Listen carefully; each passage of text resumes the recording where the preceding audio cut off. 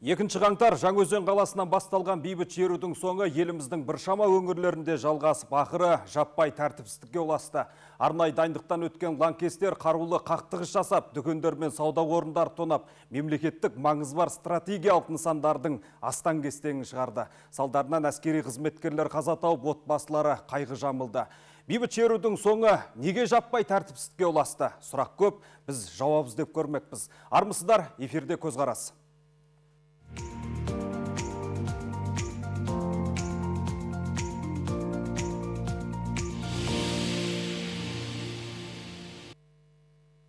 Патша көңілді көрмен, біз тікелей эфирдеміз. Қандайда бір сауалдарыңыз болса, біздің байланыс телефонымыз 539472, тақырыпқа ой қосайық, атсалсайық, экранға жақындаңыздар. Бүгінгі спикерлермен таныс болыңыздар. Өмір Шыныбекұлы, ұстаз, қоғам белсендісі. Қош келдіңіз. Дария Қожамжарова, Мұхтар Әуезов атындағы Оңтүстік Қазақстан университетінің ректоры, Шымкент қалалық мәслихатының депутаты. Қош келдіңіз. Әлімхан Әбжанов, Ақжол партиясы Шымкент қалалық филиалының төрағасы, Қазақстан Республикасы Ішкі істер министрлігіне еңбегі сіңген қызметкері. Қош келдіңіз. Рүстем Әшетаев, Шымкент қалалық қоғамдық кеңесінің мүшесі. Спикерлер, студиямызға қош келдіңіздер. Енді бейбіт шерудің соңы неге жаппай тәртіпсіздікке ұласты? Ортақ сауал сіздерге. Енді мен бастайын. Әрине, 2 қаңтар күні мынау Жаңаөзен қаласында, одан кейін Маңғыстау облысында болған бейбіт митингті барлықтарымыз көріп отырдық. Олар біртіндеп басында тек қана сол газдың бағасы 50 деген айқай жасады. Кейін оны 80-90-ға теңгеге түсіреміз деді. Оған олар көнбеді, қатарлар көбейе бастады. Сөйтіп, олар енді 50 теңгеге түсірдік, сендерге ешқандай шара қолданбаймыз, тарқаңыздар деген кезде, олар уже жаңағы үкімет кетсін деген саяси талаптар қоя бастады. Саяси талаптар басталды, и бүкіл республикада оның жаңағы қолдаушылары пайда бола бастады. Даже ауыл аймақтарда да шығып, жаңағы әлеуметтік желілерге шығып, біз Жаңаөзенді қолдаймыз деп. Себебі оның барлығы мынау соңғы кезде болып жатқан ашуыза, қымбатшылыққа байланысты. Оның алдында болған ковидтің кезіндегі болған қиналу, қанша дегенмен қаншама азаматтардан айырылдық. Ол жерде де мысалға үкіметтің кінәсі болды. Дұрыс ұйымдастыра алмады ковидқа қарсы күресті. Қаншама азаматтан айырылып қалдық. Одан кейін ешқандай жаңағыдай оправданиясы жоқ жаңағы шектеулер көп болды. Әсіресе шағын орта бизнестеріне көптеген шағын орта бизнестер жабылып қалды.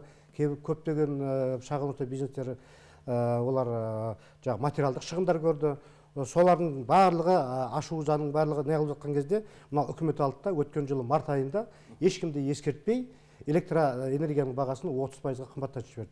Ол май айында оны көп азаматтар байқаған жоқ, аз төлейтіндер. Көп төлейтіндер олар байқады. Май айында оның жаңағы несін квитанциясы келген кезде ел халық бірден білді. Содан кейін артынша уже біз бәріміз білдік. Біз өзіміздің тарапымыздан депутаттық сауал басқа барлығын жолдай бастадық. Өйткені артынша жанар жағармай қымбаттай бастады, басқа азық түлік, басқа нәрсенің барлығы да қымбаттай бастады. Соның аяғы осыған алып кеп ұласты. Енді қазіргі ситуацияны анализ жасап отырсақ, енді мынау президентіміз Тоқаев өте дұрыс айтты, өте барлығын дұрыс шешім қабылдады уақытында. Ары қарап енді сол 4 күні кешке уже бұның барлық жердегі бейбіт митингте біз ойлағандарымыз, әсіресе біздің оңтүстік өңірде ешқандай ол бейбіт митинг емес, ол жаңа кәдімгі басбұзарлық, жаппай тәртіпсіздік. Олар жаңағы кейбір жерлерде, кейбір елді мекендерде, әсіресе Алматы қаласы мен оңтүстіктегі облыс орталықтарында ол жаңағы мынау арнайы ұйымдастырылған азаматтардың жаңағы осындай тәртіпсіздігі екеніне қазір бәріміздің көзіміз жетіп отыр. Дария ханым, сіз не дейсіз? Жалпы бүгінгі қойылған сұрақты біздің ойымызша соңғы кезеңде бүкіл халық өзіне қойып отыр. Неге деген сұрақ. Ал енді қоғамның дамуының тұсында негізі халықпенен биліктің немесе билік жүйесінің арасында бір қандай да бір талаптар болған кезеңде халық ол мемлекеттің де жалпы елдің де бағасын беретін халық болып табылады. Халық ол мемлекеттің негізгі байлығы.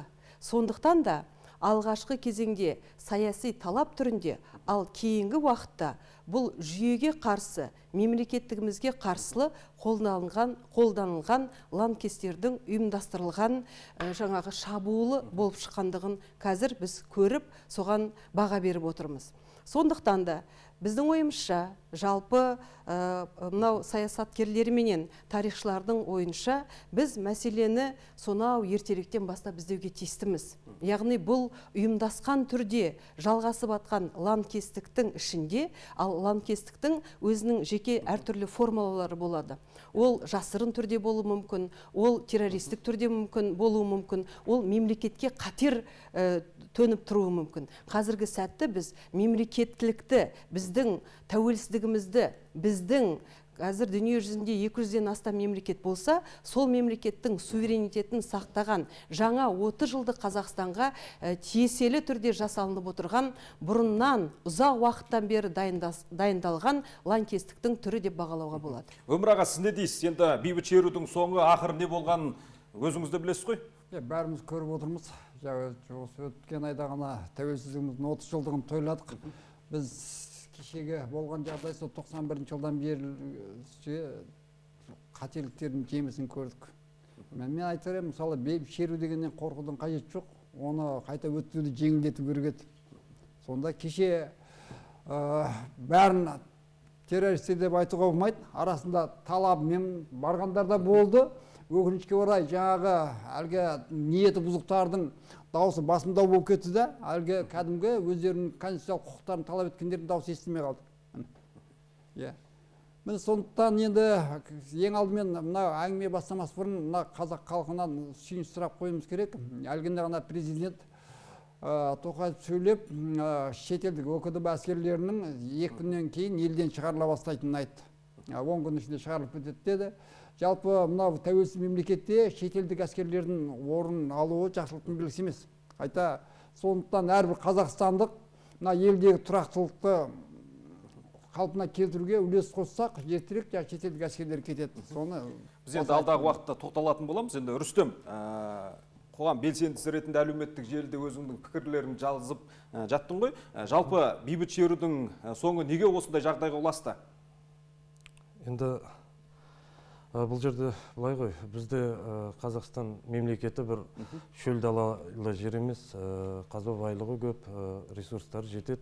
Сондықтан бізге де жан-жақтан көз тігіп отқан мемлекеттер көп, жекелеген ұйымдар көп деген сияқты өздерінің мақсаты бар, белгілі көздеген.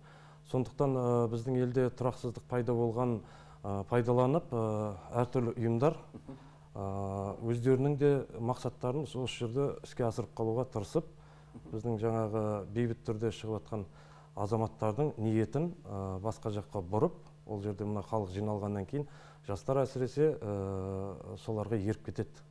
Бұл мәселенің алдын алуға енді мына ұлттық қауіпсіздік қызметі үлкен жұмыстар атқарылу керек еді. Бүгінгі жолдауда президентіміз айтып отыр, нақты акцент берді, ол 2 жылдан бері қарайғы уақыт көлемінде дайындалған жоспар деп. Демек, сол уақыт аралығында ұлттық қауіпсіздік қызметтері біздікі айналысу керек бағытта емес жұмыстар жасаған деп ойлаймын. Соның әсерінен мынандай бір жасырын ұйымдардың өз әрекеттерін біздің жаңағы бейбіт тұрғындардың есебінен іске асырылуын жол беріп алды деп ойлаймын. Қымбатты телекөрермен, біз тікелей эфирдеміз. Қандай да бір сауалдарыңыз болса, хабарласыңыздар. Біздің байланыс телефонымыз 73-94-72. Әлімхан аға, жалпы неге біздің әскерлеріміз толық өз міндеттерін орындай алмады? Енді өздеріңіз көріп отырсыздар, сол 5-нен 6 күн қараған түнде сағат 11:30-да еліміздің президенті жаңағы Совет Безопасности қауіпсіздік кеңесін өткізіп, соның артынша сол ұлттық қауіпсіздік комитетінің басшысы қамауға алынды. Бұл мәселенің барлығы сол жақтан басталады негізі. Себебі мен өзім ішкі істер органдарында 2012 жылға шейін істедім, басшылық құрамда істедім. Мен өзім көріп жүрдім, көзімен өйткені біртіндеп полицияның рөлін төмендете бастады. Полицияның мойнына КНБ-да мініп алған, полицияның мойнына прокуратурада мініп алған. Олар қол аяқтарының барлығы байлаулы, олар ешнәрсе істей алмайды. Енді кеше мысалға бүгін тағы да жолдаудың кезінде президентіміз айтып отыр ғой, неге государство проспало? Неге мемлекет ұйықтап қалды? Неге бұның барлығын білмеді? Өйткені оперативтік қызмет жоқ. Оперативтік қызмет болмағаннан кейін, ол информация бармағаннан кейін, ол, конечно, біздер әкімшіліктің алдына келіп халық шулаған кезде бірақ білдік, сол жерде жүргендер. Ал қалған халықтың 99% халық ұйықтап жатты, азанда қираған машиналарды көріп бірақ білді мысалға да. Солай ғой. Сондықтан бұл жерде жаңа Дария ханым айтпақшы, бұл жерде жүйені бұзған. Менің ойымша олар әдейіге оны бұзған кезінде. Енді біздің жаңағы алға қойған мақсатымыз болу керек. Осы жүйенің барлығын туралау. Оның ішінде жаңағы құқық қорғау органдарының барлығын туралау керек. Оның арнайы жоспармен, жоспарлы түрде ол жұмыстардың барлығын жасауымыз керек. Полицияның жаңағы қол аяғын байламай, оларға қажетті жаңағы күшті, құрылымды, дұрыс айлықты, одан кейін заңды өздерінің істейтін жұмыстарын барын білу керек. Оның үстіне мынау оперативтік жұмыс дейді, тыңшылармен жұмыс жасау, халықтың арасында адамдармен жұмыс жасауды, сол жүйенің барлығын баяғы бұрынғы жаңағы 2011 жылға дейінгі жағдайға келтіру керек. Өйткені бұйрықтардың бәрін өзгертіп жіберген, ол жердің барлығын прокуратура тексеретін болып кеткен. Ол тексергенде ол біз кәсіпкерлерді тексермейді мысалға. Болмаса 3 жылда, 2 жылда бір тексеру керек. Ал милицияның прокуратура күніге тексереді десе мен нем жоқ. Өтірік айта алмаймын. Күніге тексереді десе, бір аптадан кейін, 2 аптадан кейін тексере береді. Полицияда ол жас жігіттердің көбісі істегісі келмейді. Дұрыс мектепте жақсы оқыған, жақсы белсенді азаматтар полицияға барып, өзінің өмірін қорқылғысы келмейді. Азғантай ғана айлыққа, одан кейін ненормированный рабочийден азан сағат 6-тан түнгі сағат 12-ге шейін жүргісі келмейді. Еще тағы түнде жұмысқа шығу керек болады. Сондықтан бұл мәселені... Ортақ сұрақ енді, төртеулеріңізге де. Жалпы неге біз осы сырттан әскер алдырттық? Біздің әскерлеріміз қайда сонда? Парадта жүретін? Өте дұрыс сұрақ қойып жатырсыз. Бұл сұрақты халықтың қазір екінің бірі осы сұрақты қойып жатыр. Ал енді біз мемлекетпіз. Мемлекет болғаннан кейін мемлекеттік аппарат бар. Мемлекеттік үлкен жаңағы ұйымдар бар. Бірінші, мен сіздің сұрағыңызға жауап бермес тұрын, бірінші мынау мәселеге көңіл аударғым келеді. Біз бәрімізде куә болып отырған нәрсе, осы шабуылдың кезеңде, бейбіт шеруді айтып отырған жоқпын, шабуылдың кезінде, егер байқасаңыздар, мемлекеттік нысанды жерлерге лаңкестер шабуыл жасай бастады. Ол жаңағы айтып отырған әкімшілік ордасы, ол жаңағы айтып отырған Нұр Отанның ғимараттары, және жаңағы полиция қызметкерлерінің, сосын барып қауіпсіздік комитетінің отыратын орындары. Егерде біз тарихқа шегінетін болсақ, бәрімізге де белгілі. Мынау 1917 жылы осы Совет үкіметі деп айтамыз кезіндегі болып жатқан кезеңде осындай нысандар, темір жол, әуе жол қатынастары бірден бір түннің ортасында осындай жаңағы шабуылға төтеп бере алмастан алынған болатын. Яғни бұл жерде мәселені біз бірінші қалай қоюға тиіспіз? Бұл мәселені біз бірінші халықаралық ұйымдасқан лаңкестердің, мемлекеттің, тағы да қайталап айтамын, Қазақстан деген мемлекеттің жойылуына әсер ететін күштер бар екендігін біз ұмытпауға тиістіміз. Мінекей, мәселені біз осылай қарауымыз керекпіз. Неге десеңіз, мен мынау алдымдағы спикердің сөзін жалғастырғым келіп отыр. Себебі бейбіт шеруменен бұл екеусін шатастыруға болмайды. Бейбіт шеруге шыққандардың алдында саяси талаптар болды. Ал Алматы қаласында, мысалға одан Шымкент қаласында, Таразда, тағы да Қызылорда өңірлерде ешқандай алдарына талаптар қойылған жоқ. Көрдіңіз бе мәселе қайда жатыр? Яғни, неге екінші мәселе осыдан кеп туындайтын? Халықаралық жағдайда осындай мемлекеттің суверенитеттігіне қауіп төніп тұрғаннан кейін президент қауіпсіздік комитетінің төрағасы ретінде лезем арасында президент осы жаңағы сырттан бітімгерлерді шақырудың алдында халыққа 4 рет үндеу, қысқаша түрде 4 рет үндеу жариялады. Неге? Біздің тарихымызда 1986 жылғы оқиға әлі кеткен жоқ. Біздің тарихымызда, есімізде, санамызда өзіміз оқ атпайтындай жағдайға келтіру керек болды. Сондықтан да біздің ішкі әскердің шықпай қалуына біздің ойымызша бірінші отанға деген мемлекеттің басындағы отырған қазіргі аталып жатқан ұйымдардың сатқындық әрекеті халықты екі түрлі ойға салып қойды. Екіншіден ол халықтың ішінде жай халықтың кетпей қалуына тосқауыл қою мәселесі. Ал енді жаңа айтып өттім, лаңкестік ұйымдастырылған кезеңде шет мемлекетте олардағы бір сондай әдіс болады. Жай халықты мынау айтайық, маргиналды жастарды алға салып қоятын әдіс болады. Көрдіңіз бе? Біз осы Қазақстан осы соңғы уақыттарда сол әдіспен бетпе-бет келді. Соның ішінде мақсат қандай болу керек? Мақсат барынша мемлекеттік аппараттан да, оның ішінде жаңа полиция қызметкерлері жаңа алаңға шыққан ұланды айтып отырмыз да, және өзіміздің жай халық ортасында да біз өлім жітімге апармау мақсаты тұрды. Бірінші, президент Конституцияның гаранты ретінде осы мәселені алға қойды. Рүстем, сіз не айтасыз? Алып қосарыңыздар ма? Менің қосарым Дария ханымға, бізде бұл негізгі факторлердің бірі, тағы да мына шеттен әскер шақырудың бітімгерлік. Ол бізде әскерлердің өзінің қолданатын жерлері болады. Мысалға біз мынау тұрақты әскер дейміз ғой, ол негізі бетпе-бет жаумен соғысуға арналған, олардың тактикасы, стратегиясы барлығы солайда келеді де, ол мынау қара халыққа келгенде, мысалға қалаға, оларда мысалға әскери әрекеттің кезінде ұшақта пайдаланылу керек, тік ұшақтар, артиллерия, жаңағы осындай нәрселер, жаяу әскер деген сияқты. Ал бұл жерде халықпен тікелей мынандай қаланың ішінде болып жатқан кезде ол қолдана алмай қалады оны. Әрі олардың да осындай дүрбелең кезінде шекарамызды қорғау деген басты міндеті тұрады, функционалды өзінің. Одан кейінгі мәселе, мысалға бір статистика бойынша бір ғана мынау нені жаңағы содырды жаңағы жою үшін немесе соны құрықтау үшін бір взвод әскер керек болады екен. Оның ішінде жаңағы сапері бар, оның ішінде әртүрлі жаңағы қызмет түрлері бар, соның барлығы келгенде. Және бір содырды алуға бір күндей уақыт кетіп қалады екен, орташа есеппен. Оның мысалға осының алдында Алматыда болған бір анау қарумен қаруланған азаматталарда бір күннен көп уақыт алды мысалға. Сол сияқты мысалға анау Ресейдің өзінде де сондай жағдай болды. Сонда айланып келгенде қарасаңыз, бұл жерде бірденнен мыңдаған жаңағы адамды құрықтау керек болған кезінде бізде арнайы жасақ айналысады бұндай іспен. Арнайы жасақтың саны соған жетпей қалады деген қауіп бірінші кезекте тұрды деп ойлаймын. Сондықтан мынау шет елдегі мынау шақырылғандарды негізгі мынау әлеуметтік немесе жаңағы инфрақұрылымдық жүйелерді қорғауға әкеліп, негізгі күшімізді соларға салуға, бағыттауға сондай ниетпен әкелді деп ойлаймын.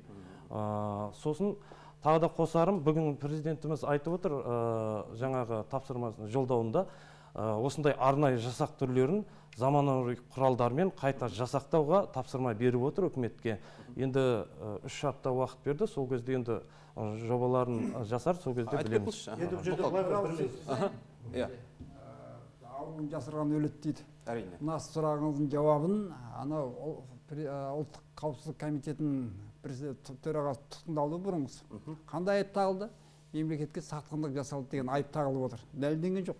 Меніңше осы президент шетелден әскер шақыруына ең үлкен фактор осы болды ма деп қорқам. Яғни жаңағы арнайы әскер сарбаздардың элитасы болу керек. Әскери ұйымдарда кездейсоқ тамыр таныс арқылы кездейсоқ кіріп кеткен кездейсоқ адамдар, тіпті психологиялық патриоттық ешқандай тәрбиесі жоқ адамдар кіріп кеткен болса керек. Содан қауіптенді ме деп ойлаймын. Әлімхан аға. Енді біздер мынау құқық қорғау органдары мен әскерилердің міндеттерін ажырата білуіміз керек. Жалпы ол жерде істеп жатқандар емес, басқа азаматтарда. Енді мысалға бейбіт митинг болған жағдайда, болмаса жаппай тәртіпсіздік болған жағдайда, онда тек қана ішкі құрылымдар, біздің ішкі әскерлер, қазір ұлттық гвардия деп аталады, полиция органдары, КНБ, прокуратурамен бірге, әкімшілікпен бірге осыны жасау керек болатын. Біздер 5 күнге дейін, кешке дейін біздер оның бәрі бейбіт митинг, сол ары қарай жаппай тәртіпсіздікке ұласатын болуы мүмкін деген сияқты немен отырдық біздің президенттен бастап. Ал 5 күні кештен бастап уже, видимо, жоғары жақта уже информациялар болған, уже жан жақтан террористік ұйымдар шетелден де келіп, жаңағы мынау шығыс жақтан да келіп жатыр ғой біздің жаңағы неден деп уже информациялар ұсталып жатыр ғой, шетелдің азаматтары да ұсталып жатыр. Мынау уже 6 рет мысалға Алматының тек қана департаментінің, полицияның департаменті 6 мерте шабуыл жасағанның өзімен басқасын айтпай-ақ қояйын. Соның өзі бұл террористік әрекеттер екенін белгілі болды. Сондықтан ол жерге әскерилер кіру керек болды. Ал енді шетелден әскер шақырған, ол бізде ОТКП ұйымы бар. Осындай жағдайларда бір мемлекеттерге жаңағы террористік ұйымдар шабуыл жасаған жағдайларда сол кезде бір-біріне көмектесетін деген. Сол бойынша олар келді, бірақ олар біздердің қаланың ішіндегі мәселелерге араласқан жоқ. олар стратегиялық объектілерді, аэропорт, басқа күнде көптеген объектілерді соларды қорғап тұрды. Сондықтан ол әскерлерді шақырғаны менің ойымша өте дұрыс деп есептеймін. Өйткені біз білмейтін де жағдайлар болуы мүмкін. Әрине. Әлі халыққа жарияланбаған құпия мәліметтер болуы мүмкін еліміздің президентінде. Сондықтан ол кісілерді шақырғаннан кейін уже ситуация сразу бірден өзгерді. Әскердің қолы босады. Әскер барып жаңағы террористік жаңағы көшедегілердің барлығын көбісін ұстап уже жаңағы қамап жатыр ғой бүгінгі таңға мысалға да, әлі де ұстап жатыр мысалға, олар көмектесіп жатыр. Түсінікті. Енді құрметті спикерлер, осыдан бірер сағат бұрын ел президенті Қасым-Жомарт Тоқаев Қазақстан халқына үндеу жасады, бірқатар ауыз түйістер орын алды. Бұдан не өзгереді? Енді бұл үндеуде ең бастысы еліміздің президенті осыған дейін шешілмеген, қордаланып қалған түйткіл әлеуметтік, экономикалық шешімін таппаған мәселелерге көңіл бөлді деп айтсақ болады. Ал енді мемлекет жаңағы отставкаға деп айтамыз, қай уақытта шығады. Мемлекет өзінің дер кезіндегі қойған мақсатын орындамаған кезеңде үкімет сондай отставкаға кетеді. Сондықтан да дәл қазіргі жағдайда біз енді лаңкестік жаңағы мемлекетке жасаған шабуылға байланысты лезем арасында осындай шешім қабылданды. Бұл өте дұрыс шешім екенін қазір уақыт талабы белгілі етіп отыр. Ендігі мәселе біздің еліміздің суверенитеттігін сақтауға көзіміз жеткеннен кейін елдің ішіндегі ішкі әлеуметтік мәселелер, тағы да қайталап айтқым келеді, шешілмеген, дауы бар әлеуметтік халықтың көңілінен шықпай қалған мәселелердің бар екендігін президент бүгін ашып жайып салды. Оның басты мәселесі халықтың әл-ауқаты. Ең бірінші, мысалға, қай қоғамда болмасын, қай мемлекетте болмасын, қай уақытта болмасын, егерде жоғардағылар басқарудың тәсілін дұрыстаса, төмендегілер, халық деп айтайық, сол тәсілді бюрократтық емес аппаратқа дұрыс сәйкес келетін болса, ондай қоғамда регресс немесе бұндай төтенше жағдайлар болмайды. Яғни, бүгін президенттің үндеуіндегі басты мәселе қоғамдағы қалыптасып қалған, шешілмей, қордаланып қалған мәселелерге көңіл бөлу туралы өте жақсы айтылды. Өмір аға, жаңа Қазақстанды көре аласыз ба осы үндеу арқылы? Қайсысы ұнады сізге? Президент мәселен маған ерекше назар аударған жерім мемлекеттік аппараттағы бюрократияны азайту туралы айтты. Мен өзім білім саласында жүрмін ғой. Мына мұғалімге бастық көп. Мына ата-анадан бастап, мына білім бөлімі деген бар, білім басқармасы деген бар. Иә, пәлен жыл, 20 шақты жыл болды. Әрбір министр жаңа келеді, реформа бастайын дейді. Бірдемені бастайды. Өкінішке орай 2012 жылы мысалы анау Кембридж технологиясы дегенді әкелді. Мен сол алғашқылардың бірі оқыған. Сол кезде ішінде сабақ өтудің түрлі тәсілі бар, бірақ тәрбие жоқ. Білім мен тәрбие үйлеспеген жерде осындай келеңсіздіктер болады. Соның бәрін, сондай реформа, шала реформаның бәрін әлгі жою салдарын Аймағамбетов Асхат Қанатұлына бұйырыпты, ол кісі жұмыс істеп жатыр ғой. Менен үмітім мына президенттің жолдауынан кейін бүгінгі қолға алынатын шығар деп, ана шала бастықтардың бәрін жоймаса, олар ешқандай әдістемелік көмек бірдеме беріп отқан жоқ. Мектептерге тек қана барып тексеру, кеңдеп тексеретін функциялар. Жаңа Қазақстанды көре аласыз ба, Рүстем? Осы үндеу арқылы. Иә, бүгінгі үндеуде... Ауыз түйіске көңілің толды ма? Иә, көңілім толып отыр. Бірінші кезекте мысалға премьер-министрге жаңағы бұрын экономика министрі болған, сондай азаматты, тәжірибелі азаматты қойған. Өйткені дәл қазір керек сала маманын қойып отыр деп ойлаймын, экономикамызды көтеруге байланысты. Содан кейін маған бүгінгі бір ерекше ұнағаны біздегі мынау әлеуметтік мәселелердің шешілмеуіне мынау статистикамыздың дұрыс еместігін ол қағаз жүзінде ғана статистика деп сондай мәлімдеме жасады. Статистиканы қайта торлау. Бұл деген не деген сөз? Бұл деген сөз біз ұлттық экономикамызда сол статистикалар алу арқылы, сол статистикаларға қарап жасалынады оның барлығы. Ал статистика дұрыс болмаған жерде болмайды. Мысалға, делік 200 мың жұмыссыз деген статистика беріледі, бірақ жаңағы әлеуметтік аз қамтылған десе, мысалға, соның ішінде 500 адам жұмыссыз деп қойылады, бірақ анаған кіргізілмейді. сонда былайша қарасаңыз 700 мың адамға жуықтайды. Одан кейін жаңағы бізде орташа жалақыны 250 мың теңге дейді, оны да жаңағы 260 мыңға 70 мың деп отыр. Оны да президентіміз жаңа сөздің арасында айтып кетті әңгімесінде. Ал шынына келген кезінде ол мына арифметикалық есеппен жасалады да ол жаңағы бәрін жинап қанша айлық алатын соның орташасын шығара қояды болды. Ал мынау дамыған елдерде қазір медиандық жүйемен есептейді, ол жерде сол ең көп айлық алатын жаңағы слой дейміз ғой, сол халықтың тобынан шығарады ол жерде. Сол бойынша бізде есептесек, мына кейбір экономистердің несі бойынша бізде 150 мыңнан аспайды екен.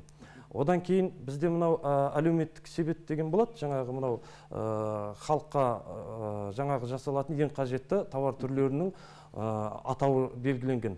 Ол жерде 43 товар ғана белгіленген бізде. Ал мысалға бізде мынау жақын Ресейдің өзінде 150 товар. Дамыған елдерде 250 товарға дейін барады. Бізде сонда мысалға келтіріп отыр осының барлығы. Сосын мысалға дүниежүзілік не бойынша статистикада күніне $5,5 кем табатын адамды кедей адам деп есептейді екен. Одан аз болса. Ал ол бүйтіп есептесеңіз бір айға бізде 70 мың теңгенің үстіне шығады. Ал бізде ең төменгі айлық, яғни 70 мыңнан төмен алатын адам бізде кедей болып есептелу керек еді әлемдік неде. Ал бізде оған ондай жасалмайды. Жаңағы ұмытпасам, өткен жылы 34 мың болған бізде.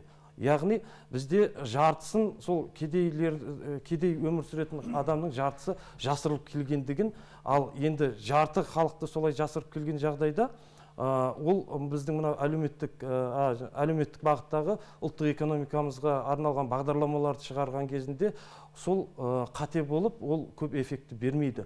Осы нәрсені мен түсінгенім, осы статистиканы қайта жасақтауға байланысты нақты тапсырма берілді. Мен соған қуанып отырмын. Әлімхан аға, қандай өзгеріс орын алуы мүмкін? Енді шынымды айтсам, кемшіліктердің барлығын басып айтқаны еліміздің президентінің менің көңілімнен шықты. Дұрысқа ауырын жасырған өледі дейді. Одан кейін көптеген мәселелердің енді бірденен жолын тауып айту, конечно, қиын, бірденен, өйткені уақыт өте аз болып отыр ғой қазір. Көптеген мәселелерді басына ашып айтып, мысалға көптен бері ешкім жаңағыдай бір тасқа айтып жатқандай мәселе еді, 2 жылдан бері айтып жүрген утил сбор мәселесін тапсырма берді. Қаргостағы шекарадағы мәселені кәдімгі бардак деп тұрып айтты оның барлығын. Оның барлығын үкіметке тапсырма берді тәртіпке келтіруге. Осы сияқты мәселелердің көбісін ол кісі айтты, тапсырма берді. Менің ойымша олардың барлығы іске асады. Енді мынау премьер-министрі тағайындады. Маминнің үкіметіне менің өзім де біздің партиямызда кезінде қарсы болған, мәжілісте біздің партиямыз Маминнің үкіметіне дауыс бермеген, оған қарсы болған. Енді Әлихан Смайыловтың үкіметіне біздің партиямыз қолдады. Мен енді интернет зависать етіп, дұрыс сөздердің барлығын анық көріп үлгермедім. Бірақ жаңағы біздің партиямыздың төрағасын қолдап сөйлеп жатқанын кішкене ғана несін естіп қалдым. Себебі ол кісілерді біледі, таниды деп мен ойлаймын. Біліп танығаннан кейін, оның жаңағы іскерлік қабілеттерін білгеннен кейін қолдап отыр деп ойлаймын. Бекерден бекер біздің партия ол жаңағы қолдамайды. Сондықтан аға айта кетейік, сіз енді ішкі істер саласында қызмет еттіңіз ғой аға. Үндеудің барысында да тоқталып кетті, осы отан алдындағы борышын өтеуден біздің жастар жалтарады деп. Неге? Енді өйткені біздерде идеология мемлекетте жоқ. Біз қай жаққа бара жатқанымызды білмейміз. Бізде ұлттық идеологиямыз болу керек өзіміздің. Біздің партия осыны да көптен бері айтып келе жатыр. Мынау мен өзіммен бірге біздің сайлауалды бағдарламамды ала келдім. Осы жерде барлығы бар. Түбегейлі өзгерістер қажет деп біз осы өткен жылы ноябрь айында, арғы жылы ноябрь айында осы сайлау басталған кезде айтқанбыз. Осы жерде барлығы тұр. Жаңағы жеке азаматтардың банкротствосы туралы заңда бар оның ішінде, осының ішінде. 9 жылдан бері біздің партия айтып келе жатқан мәселені кеше ғана Тоқаев мырза қолдап, қазір біздің партиямыз сол заңды дайындап жатыр. Жастардың осы әскерге барудан жалтаратына тоқталып өтіңізші аға. Отанның алдында борышын өтегісі соған келе жатырмын. Ұлттық идеология жоқ бізде. Енді осы жерде барлығы бар. Осының барлығын егер істейтін болатын болса, көптің қазір осының ішіндегі мәселелердің барлығы бүгінгі жолдаудың ішінде бар, осының барлығы. Ал енді неге жалтарады дегенге, өйткені тәрбие. Мектептен бастап біздерде тәрбие дұрыс болған жоқ. Мектептің директорлері қаншамасы парамен ұсталды. Мектептің директорлері, мұғалімдердің айлықтары төмен болды. Өйткені ол жаққа біздерге дұрыс азаматтар барған жоқ. Дұрыс поддельный дипломдармен де талай адамдар ұсталған жоқ па, талай мұғалімдер жүрді. Поддельный сертификаттармен. Осының барлығы білім саласындағы бардак, мынау уже біздің жаңағы жастардың әскерден жалтаруына алып келді. Оның үстіне әскердің өзінде де дұрыс тәртіп болған жоқ. Қаншама азаматтар барып, или ауру болып, или өліп қайтып жатты. Оның барлығын ел көріп отыр. Сондықтан әскерді де біздер дұрыстап реформалап, о жерге дұрыс ұлт жанды азаматтар болу керек. Қай жерде де бізде ұлт жанды, ұлттық идеология болу керек, ұлт жанды азаматтар болу керек. Сол кезде барлық жерде тәртіп болады. Ал енді жаңағы жолдау жөнінде айтатын болсақ, қосып кете салайын жаңағы алдыңғы сөзіме. Енді еліміздің президенті барлығын айтты, кемшіліктің барлығын бесін ашып айтты, үкіметті тағайындады. Енді тілейміз, сол министрлер, басқалар қасындағы сондай ұлт жанды, мықты азаматтар, білімді азаматтар, еліне жан ашитын, шын көңілмен жұмыс жасайтын азаматтар болса деп мен тілеймін. Әрине. Дария ханым, осы бейбіт шеруге шыққандардың көбісі жастар. Осы жастар саясатында солқылдақ мәселелер жоқ па? Енді жастармен жұмыс жасап атқанымызға 34-35 жыл болды. Біз жастар деген кезеңде көпке не шашуға болмайды бірдей. Жастардың өзін біз екіге бөліп қарастыруға тиістіміз. Білім жолындағы, білім қуып жатқан, мынау оптимистік көзқарастағы ұлт жанды, патриот жанды бізде өте көп ақ. Ал енді маргиналды жастар бар. Ол жастар еш жерде білім алмай жатыр, еш жерде жұмысқа орналасқан емес. Оның алдына қойылған мақсаттары жоқ. Осындай жастардың бөлігі де бізде бар. Қазір жалпы статистика бойынша жастардың 24%-ға жуығы маргиналды жастарды құрап отыр. Ол жастар дегеніміз кім? Жастар мына 19-дан қазіргі таңда 29-ға дейінгі кезеңдегі жастар, ол өздерінің ойы әлі дұрыс тұрақталмағанына байланысты мына қызу қанды болып келеді психология жағына қараған кезеңде. Жаңағы біз айтып отырған өзінің мақсаттары белгісіз, бірегейсіз жастардың тобы бар деп отырмыз. Бірақ мен айтуға тиістімін, мынау өзім басқарып отырған университеттің немесе жоғарғы оқу орындарының студент жастарының жоқ екендігіне біз гарантпыз. Әрбір басқарма басшысы және университеттің ректорлары қазіргі таңда осы мәселені қатты көтеріп, мен енді қосыла бермеймін.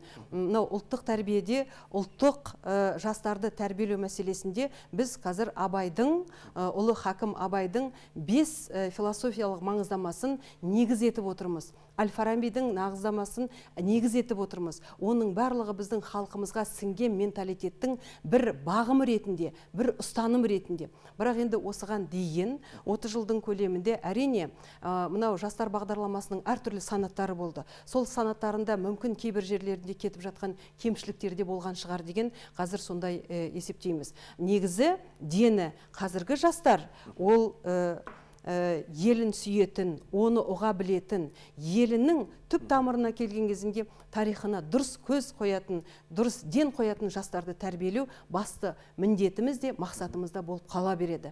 Бүгін президенттің үндеуінде жариялаған осы мәселелерді біз қараған кезеңде біздің болашағымызға ешкім балта шаба алмайды деген үміттеміз және пікірдеміз. Себебі халық болып, ел болып, қазір біз бірігіп отырған кезеңде өмір сүріп жатырмыз. Енді Өмір мырза, бейбіт шеруге шыққан халықтың талап ұсынысы орындалды ма? Өздеріңіз көрдіңіздер ғой, оны орындауға мұршасы да қалмады. Ең алғаш ана Маңғыстауда жаңаөзендіктердің газдың бағасын түсірді ғой. Ары қарай арты не болып кеткенін көрдіңіздер. Енді кеше жаңа ғана президенттің сөзінен көрдік, анау осы елбасының саясатының арқасында көптеген азаматтар жақсылап байыды деп отыр ғой, енді нарықтық экономия байыды, енді солар бөліссін деп отыр халықпен. Бір қор құрайық дейді, солар белгілі мөлшерде жарна аударып тұрсын. Ол жарна халықтың ең төменгі жаңағы қабатының жағдайын әл-ауқатын көтеруге жұмсалады деп отыр. Үміт бар. Рүстем, сіз не айтасыз? Орындалды ма алаңға шыққан, бейбіт шеруге шыққандардың талап ұсыныстары? Орындалды деп айталам. Өйткені неге? Өйткені бүгінгі жолдауды қарасаңыз, сол халықтың осыған дейін көкейінде жүрген нәрсенің бәрі қамтылған. Ал енді ол орындалады ма деген сұрақ, ол екінші сұрақ, ол бөлек. Яғни талабы сол нәрсе болсын деді, оған президентіміз атсалысып жатыр. Мен айтар едім, мынау бір ел ішінде мынандай сөздер бар. Президент осыны айтқанды уәдесін орындасын, содан кейін мүмкін сенеміз деген сияқты. Ол негізі жаңсақ пікір. Өйткені президентті халқы қолдамаса, президент ұлы істерді жасай алмайды. Сондықтан халық қолдағанда ғана сол халқына сенген президент ол үлкен істерге, тәуекелдерге барып, сондай нәрсе жасайды. Сондықтан мысалға жай ғана бір мысал бүгінгі несінен үндеуінде.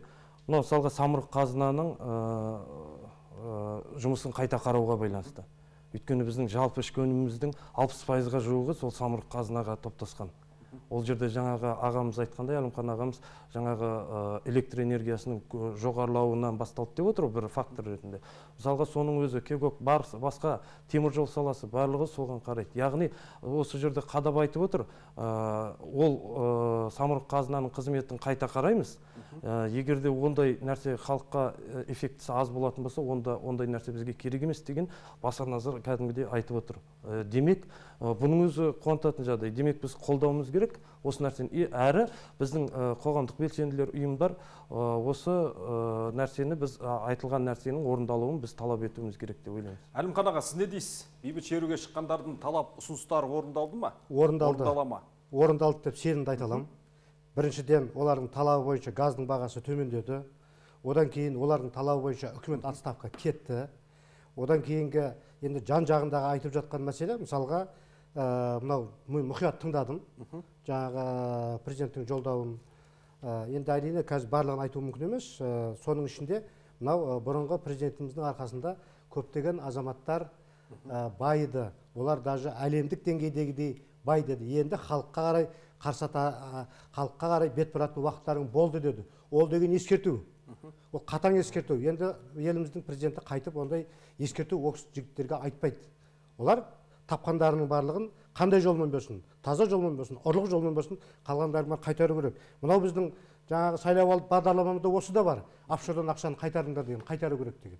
Офшордан егер олар ақшаны қайтармай, жаңағыдай халыққа жаңағы елбасының президентіміздің ашқан жаңағы фондына ақшаларын салмаса, енді 3 ай 4 айдан кейін көресіздер, уже олармен қатаң түрде сөйлесе бастайды деп мен ойлаймын. Одан да басқа айттық қой, кемшіліктердің барлығын бетін ашты. Олардың барлығын әрқайсысымен жаңағы 3 апта уақыт берді.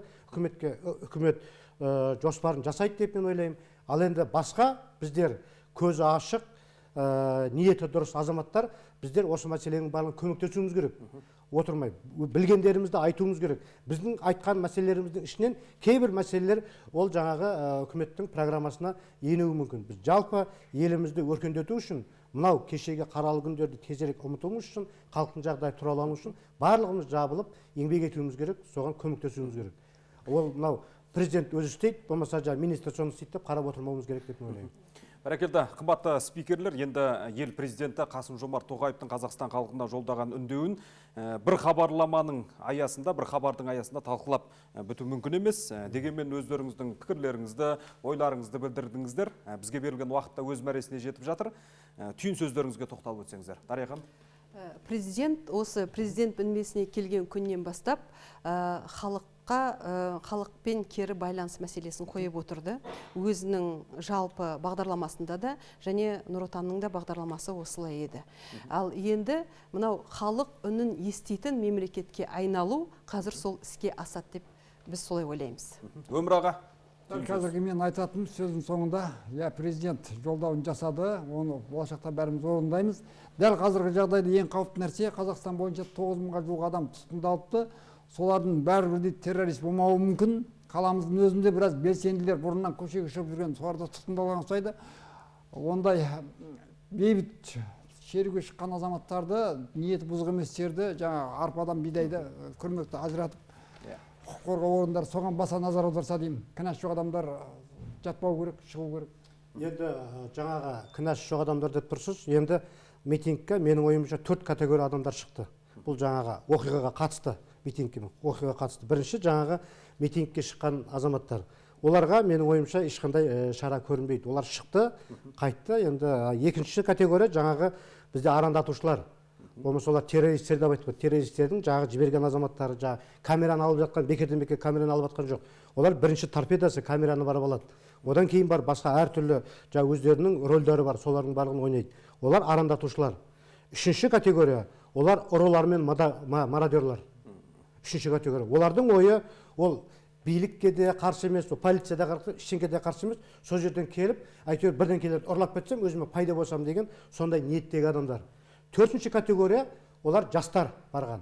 Мектептің оқушылары, студенттер, алғашқы курстың студенттері. Олар зрительдер, көрермендер барды. Сондықтан мен ойлаймын, мынау жаңағы осымен айналысып жатқан тергеу тобы олардың барлығын анықтайды деп ойлаймын.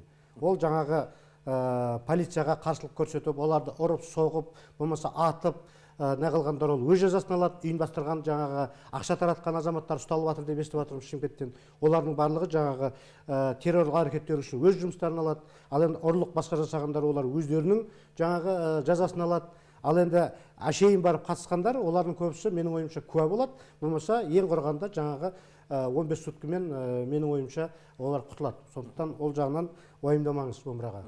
Рүстем мырза. Мен айтарым, енді президентіміз экономика министрін бұрынғы қойғаннан кейін, премьер-министр болып, бір нақты тапсырмасы ол инвесторлерге, дүрбелең болған елден инвесторлер қашады, немесе тартымдылығы азаяды. Сол бағытта жұмыс жасауға нақты тапсырма берді.